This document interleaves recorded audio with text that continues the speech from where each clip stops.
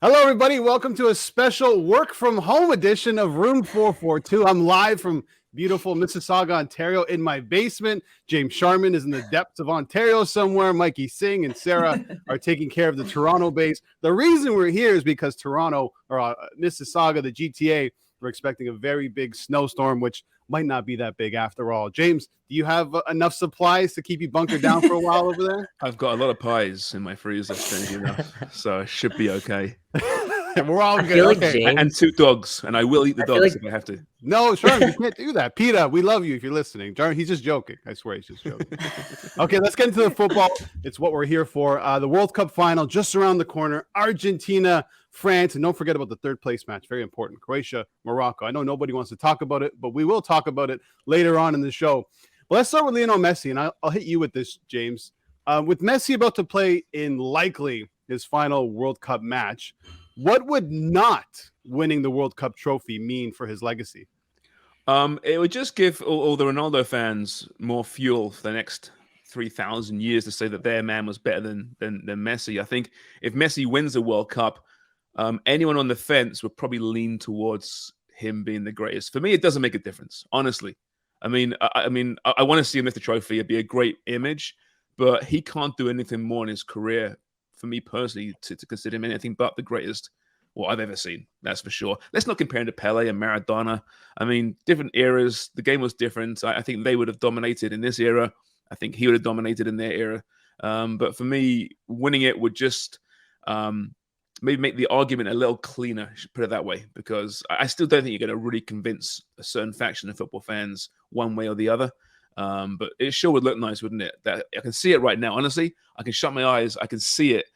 Messi lifting that trophy up right now with the tears streaming down his cheeks.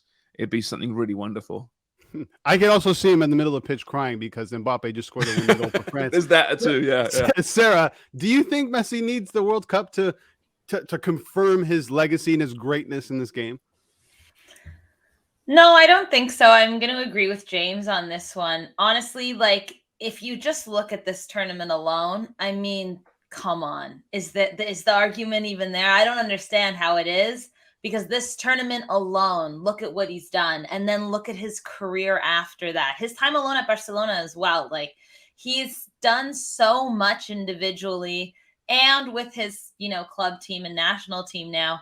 I don't think it makes a difference, but I do think it would give, maybe the haters, let's say, some more pull to kind of say, all right, fine, Messi won a World Cup, but it's a silly argument in my opinion. I mean, the Messi Ronaldo thing, it's been drawn out, it's been so old, but this is what I think being a football fan is all about. To have opinions, right or wrong, right? To talk about the players that you love and the players that you like. Mikey, I don't think this will change the minds of Cristiano Ronaldo fans or Pele fans or Maradona fans or original Ronaldo fans. I don't think it really matters if Messi wins the World Cup in terms of being the best player in the world, because everyone's just going to have their own opinion anyway. Hey, that's the beautiful thing about being a footballing fan, right? It's all subjective. For me, if you think about what Messi's done in this sort of World Cup, we can call it a little bit of a renaissance in some way. But at the same time, he's been doing this for so long. But at 35 years old, is there another player in the world that could have legitimately be in the conversation for he's the best player in the world right now at age 35? I'm not sure that it was possible. Look at the steep drop off Cristiano Ronaldo has had, right? Other greats, I'm not sure their longevity is quite like Lionel Messi's. This guy he's so durable too. He stays healthy, which I think is a really important part of being considered one of the greatest players of all time. And then, of course, what he's doing on the pitch is just second to none. So, yeah, you can have the debate. Nobody's going to be right or wrong. That's what football is. That's what being a fan is. But Messi's making a really strong case. Yeah, and I mean, what we all can agree on is it's so fantastic to watch. I remember watching that semifinals with all of you. We were just in awe of what he was doing, specifically what he did against Guardiola. I mean, just turning back 5 to 10 years on his career to turn a defender inside and out. But let's move on to the other team that Messi will be playing in France. James, Didier Deschamps, maybe not talked about enough, but where does he rank in terms of all-time great managers? Well, as far as international managers, he's got to be right up there, isn't he? If he wins the World Cup tomorrow, there's a case to be made that he's the greatest international manager of all time. He's been there for 10 years. He would have won 2 World Cups, got to a European final, won a Nations League, reinvented a team for this World Cup that saw so many of its star players lost to injury, including the cornerstones of its midfield. He's reinvented Antoine Griezmann into a midfielder for this tournament, and he's been one of the great performers at this World Cup. You can't deny what he's done. I mean, look at his career. As a player, he was a wonderful, wonderful, industrious, hardworking leader in that French midfield. He then retired, went to Monaco, did a great job at Monaco, got to the Champions League final. He then went to Juventus in Serie B, people forget, for a year. When that team was just falling and slowly dying after all the scandal and the match-fixing scandal. He led that team through Serie B, back up to Serie A. And since then, he jumped aboard to international management. And what has he done? He's just done nothing but success for this team. So I know he's not sexy, and perhaps if France played a sexy style of football, they'd be looking at him differently. But I tell you what, if they did play that style of football, they might not be looking at the second straight World Cup final. Simple as that. And he's only 54 years old, James. He's still young. He's still got quite the run left, I think, as a manager. And as a player, 2 Champions League, a World Cup, a Euro Cup. Mikey, I mean, we're talking about him as a manager, but when it comes to all-time football persons, he has to be right up there, right? He's up there. He's up there for sure. I don't think we appreciate what we're seeing right now with Didier Deschamps enough. Obviously, as a Manchester United fan, the first name that comes to mind is a guy pretty good himself in Sir Alex Ferguson. And across Manchester there, Pep Guardiola is also making a really good case to go down in that light. But Didier Deschamps, man, like, it's tough to measure international success to domestic success. But 2 World Cups, back-to-back World Cup, the first manager to do that in potentially 60 years. That's an accomplishment on its own and a feat on its own. To do that in modern day football when, there's perhaps more parity than there was back then. It speaks volumes to what he's been able to do. And look at a side like Belgium, for example, like a team that had so much talent and they're not able to get over the hump. But you look at other teams that are really, really talented and they're not able to get over the hump. Clearly, Didier Deschamps is having a great effect on this French squad. And yeah, he has to be right up there. Sarah, where do you rank France and Argentina as 2 of the truly great teams in football history? It's tough to say. I think it's so tough to say, because I think if Argentina win, you got to give that team a ranking in world football in history. But at the same time, is it Argentina or is it Messi? We've talked about this, throughout the World Cup in Room 442 here. Is Argentina a good team, or is Messi just kind of really shining a light in front of this decent team, but they're not necessarily great? Whereas, France, they've been prominent now for the last 5 years, 6 years. They've been constant. And so I think if you're looking at that, Argentina, sure, they've, since winning the Copa America, have been on this crazy run. They had 37 unbeaten games.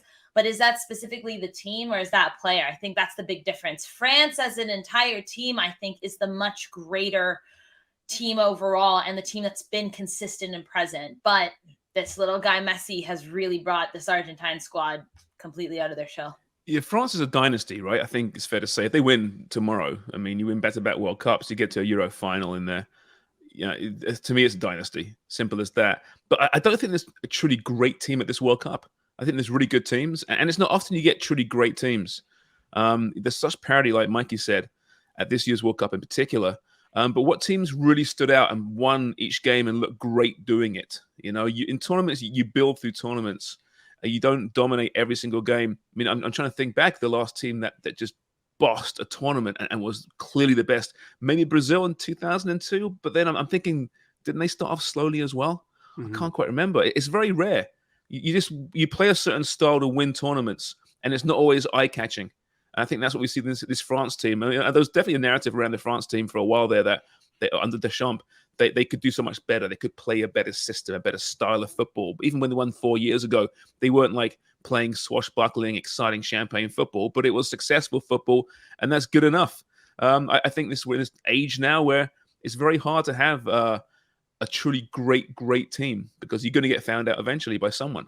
Yeah, and I think France could become that. Let's not forget, Mbappe is only 23 years old, and he can have 2 World Cups come Sunday, and he's going to have a long run, obviously, in his career. France, definitely a dynasty, but it's fantastic to see that we have 2 teams with 2 of the best players in the world going to face off in the World Cup final. Okay, that's it for this block. Coming up, everybody's favorite game show, Bert's Brainbusters. Woo! Stay tuned for that.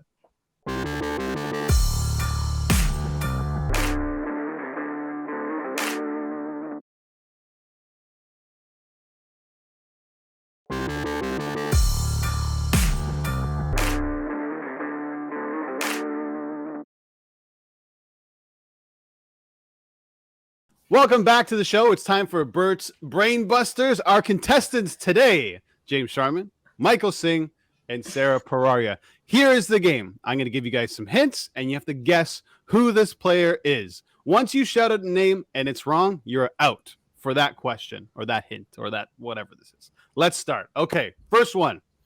I'm a top 5 goal scorer at this World Cup. At one point, I was the leader for the Golden Boot.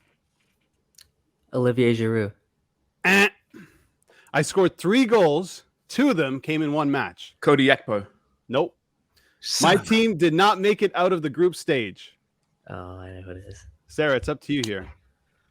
I scored the first goal of the tournament. Sorry, I just got my hearing back.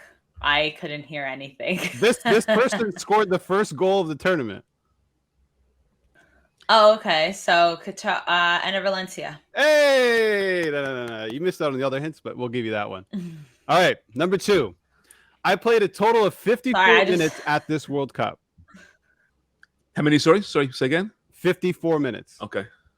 I didn't score a single goal. However, I missed 4 big chances in one match. Is it Lautaro Martinez? No. Only Kylian Mbappe has missed more big chances than me. Only Mbappe has what? Missed more chances. Chances. Played 54 minutes. Yeah. Want another hint? Oh. Okay. Sure. I can't guess. I'm out, but... My team didn't make it out of the group stage because we're too old. Romelu Mikey Lukaku. Singh. Oh, Mikey Singh, Romelu Lukaku. Nice. Okay, 1-1-0. Next one. There's been 4 red cards at this World Cup, and I have one of them. Wayne Hennessy. No. Albert's favorite. I was going to go there as well. No. But... Out of the 4 players, only my team failed to get out of the group stage. Oh, I'm so bad with this kind of stuff. Come on, A Sean, red you got card it. in. I'm the first player. What? Wayne Hennessy didn't get out of the group stage. Yeah, I know. This is right. This is a point for me. Now I missed my spot. Where am I? Oh, here we are. I'm the first player since Zinedine Zidane to score in a World Cup match and be sent off. Oh! He took his shirt off. Yeah. Is it a Boubacar? Oh. Yeah, you got it, Mikey. Let's go. Vincent Aboubakar. I realize how bad my brain is when I can't remember like a week ago in the World Cup. No, you set yourself up for failure before. You're like, I'm not going to get it. I'm not going to win. I know, All it's right. true. Next one. I came into this tournament with the most World Cup goals as an active player. I've scored more than Cristiano Ronaldo, Maradona, and Mbappe. Neymar. No. Son of a. I've won I've won the Golden Boot before and Young Player of the tournament.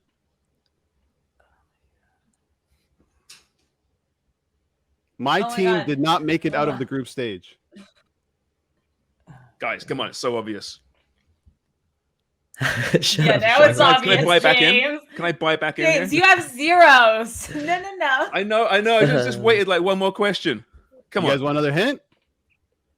No, Mhm. wait, let's... Okay. I'm a World Cup winner.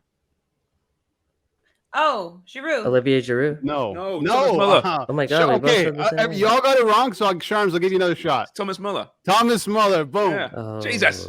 2-1-1. Okay, Mikey, if you hit this, you win. Sarah or James, you guys can enter the tiebreaker. All right. I'm one of the top 5 oldest players to score at this World Cup. 3 of the top 5 players scored a penalty. I'm not one of them. Olivier Giroud. Holy smokes, James Sharman. Well done. I was trying The to one mess time you we guys don't up with guess the Pepe Giroud. one, right? Because Pepe got the header. Exactly. I think Well- one of us guessed Giroud for every question so far.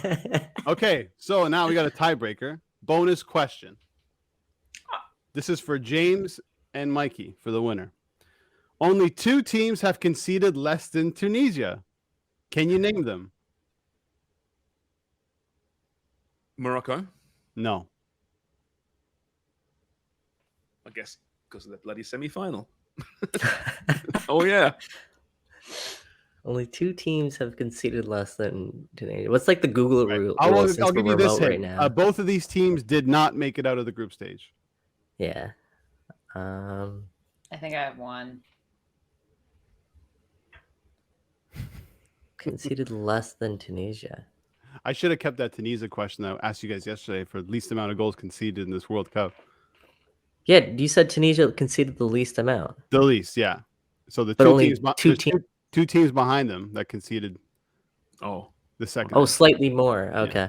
are we both out? I'm out, right? Or... No, you're good. This one you can just go. Okay, Poland. No, Didn't make it out. Mexico. Oh, is it making it out? no. These are tricky, these ones. You can't just have so many guesses. Isn't that the whole point of this It's the game? tiebreaker. Hey, it's my game. Well, show. I'm out now, right? Because I guessed 2 and I'm out. Okay, Mikey. Mikey, guess one more. See if you get it. For the winner, Mikey. Sudden if you death. name one of them, I'll give it to you, Mikey. Sudden death. If I name one of them, you'll give it to me. Yeah. Belgium. Boom, you hit it. Belgium and Uruguay. They both Really? conceded 2. Good one. Congratulations to Michael Singh, the winner of this edition of Bert's Brainbusters. I can't tell you guys how difficult it was to come up with these for this World Cup. They're Like how good questions. am I going to stump these guys? No, well done. I will say it's so much easier now that we've watched like all this football. Like I feel like we knew all the answers. Like it was definitely quicker. And maybe not James, I don't know, but I definitely was like when you were like red cards, 4 players, it was like bloop, bloop, bloop, like they immediately showed up, and I just went Wayne Hennessy because I was like, oh, of course Albert's gonna pick. But you know what I mean? Like I feel like it's in there. You know what? I Honestly, think I may have messed up because did Wales get out of their group? No. No, they No. didn't. Yeah, so I screwed Don't worry, I up. called you Not out on really. that on the show. Hey? Yeah, well, it could have been right until you said he scored, and that's when that's what I was. You know which thinking. one really surprised me, honestly, and James, you got it, the Thomas Muller one. I had Really? no No, idea he he's had more prolific. goals. That was a good Okay. one, yeah. There was a time that he was going to be going after world records at the World Cup. When he started out at 25, he had like 10 goals at a World Cup. It was crazy. So Well, where's he you in the know who holds the conversation, right? record, right? Isn't it Klose? Closer, yeah. Where's Yeah. Muller in the conversation of top players? Like all time. Yeah. Whereas the most prolific, he's up there. It's a good conversation for another day. I think. Is it because he doesn't look like one? Yeah, I think a so. player at all? The most reluctant You know what? superstar. He's in the Jordan Henderson category. A little He bit. also like played behind like players his whole career, right? Like Lewandowski overshadowed him a little bit, and then also like with Germany, you had Klose and Mario Gomez, who were the pinnacle number 9s. Let's for do a We'll show in the new see. year. In the Like new that year. German team was different. We'll do a show in the new year. Like we'll name our 11 players that don't look like footballers. Oh, that's good. It'd be a lot of fun. Those 2 will definitely get in there. Who else? Would I get think in Modric might get in there too. Modric is the captain of that team. there? John Joe Shelby popped up in my head for some reason. Maybe even Andy Carroll. Andy Possibly. Carroll? Yeah. Oh, the Got skinny it up. guy in Morocco. Al Nouni. Oh, I knew. That's right. Yeah. We're just gonna end up naming Should be a long like, jumper. Carlos Tevez. This list can go on. there And on. can We gotta name wrap the this 11. block. It's not the ugliest. not the footballers, ugliest. guys. Oh, yeah, I know, but if you're ugly, you don't really look like. Anyway, we need to wrap this block up. This work from home show's getting out of hand. Okay, coming up, picks for the upcoming World Cup matches, the 3rd place match and the World Cup final. We'll have some props for you. It's going to be Fast Money Football presented by Betano.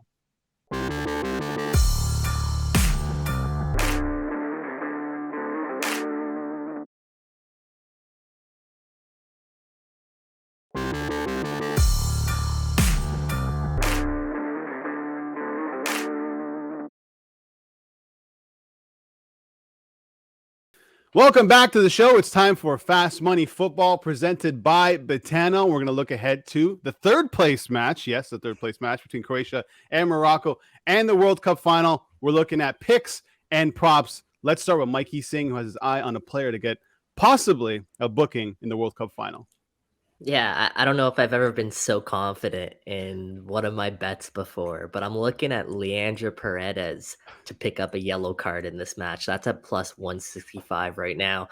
The reason being, you look at that game against the Netherlands, right? A really close, tightly contested affair. This guy could have literally picked up like 4 yellow cards in that match. He is going to be tasked with trying to track Kylian Mbappe, Antoine Griezmann, Ousmane Dembele, obviously Olivier Giroud. You know, one time during this match, he's going to stick his foot in and get caution, whether he starts or whether he comes off the bench. I could even see him getting a yellow card on the bench. This is the type of player that this guy is. So I'm taking Leandro Paredes to pick up a yellow card in this match at plus 165. Am I wrong, or was he the player that kicked the ball at the Holland bench? I think he was. He was that player. You know, he's due for another booking. Okay, James, you're looking at the third place match. Yeah, you know I love a good third place match, right? I know you do. By the way, I'm not watching this match. So if we end up on camera together at some point, don't ask me about it. That said, I've got a weird suspicion that they're often quite good games because people don't care about they're more loose, just playing football. So I'm going Croatia to win in normal time and over 2.5 goals. It's a plus 285. This could be a barn burner. I think Morocco, their ship sailed. They got nothing left if they can put 11 players on the pitch. And that's to be debated because they're just broken and smashed, got nothing left. I think Croatia will just run rampant and give Luka Modric the farewell he deserves. Yeah, there are usually goals in this game. In fact, 10 of the last 11 games has seen over 2.5 goals, and plenty have had more. Sarah, you're also on this game. Yeah, we're going to hammer the final tomorrow. So I thought let's put some love on the third place match, which I'm like James, I'll be watching because I'm actually excited to see these two teams play again. And I'm taking Morocco here to be the third place team, in this World Cup. So it means whether they win in regular time, extra time, or penalties, I think they have more to fight for here. And they've been such a stunning story. I think Croatia are going to be a little bit beaten because they think they could have done better. Morocco are just happy to be here at this point. And honestly, the way Modric left that pitch in the semifinal felt like a goodbye. So who even knows if he's going to be playing, and him not being on that pitch would be huge. So I think I'm going to go for Morocco here. And you know what? I hope they get it done. Yeah, I'm going with goals here. Over 2.5 goals, minus 111 for the reasons we all just said. And if you look at some of the matches prior to this, in 2018, it was a 2-0 Belgium beat England. I'm sorry, James. But before that, it was 3-0 Netherlands over Brazil, 3-2, 3-1, 3-2, 2-1, 4-0, 2-1, 4-2. There's goals in this game. I know Morocco aren't exactly prolific in front of goal, but they might play a different style, but more attacking. So I like Morocco here and the over as well. So it should be interesting, James. I know you're not going to watch the third place game, but you don't have a betting favorite. You don't care if Croatia or Morocco win. I don't care. Just goals. I don't care. I don't care. Honestly, I don't care. If a tree falls over in a third place playoff jungle, does anyone hear it? No. Naming all those games, I don't remember one. I don't think I've ever actually watched one, and it's our job. It's our job now, so we got to watch it, James. It's your job. Okay, I'll delegate it. I'll be watching the game for you. All right, that's it for Room 442, the work from home edition. Stay tuned to tomorrow. We'll be back in studio, hopefully, fingers crossed, to talk about the World Cup final. Thanks for watching.